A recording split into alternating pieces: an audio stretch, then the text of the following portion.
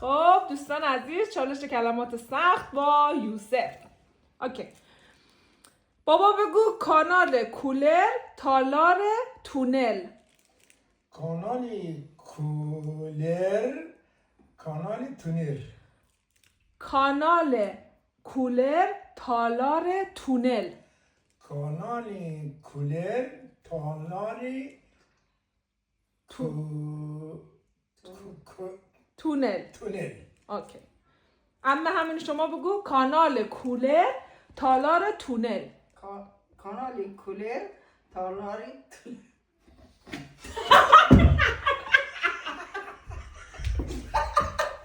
خوب گفت که خب اوکی. حالا بابا بگو سان فرانسیسکو. سان فرانسیسکو. اما بگو سان فرانسیسکو. سان فرانسیسکو. اما بگو جواد دستت بگیرون دارم. آره. خب بابا بگو پاستا چیکن آلفردو. پاستا چیکن آلفردو. پاستا آها. کاتولیکو.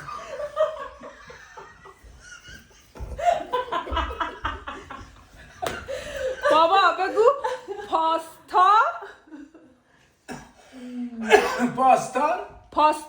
چیکن آلفردو. پاستا کانبلیکو. کاتولیکو. خب اما بگو لای رولت دنده لیمو گیر کرده. لای رولت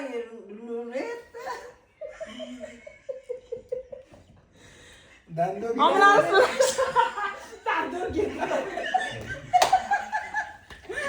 جواد خندیدا. اما بگو لای رولت دنده لیمو گیر کرده. لای رولت دندونی لیمو گیر کرده.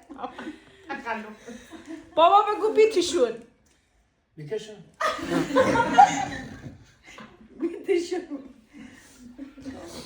بابا بگو قسطنطنیه.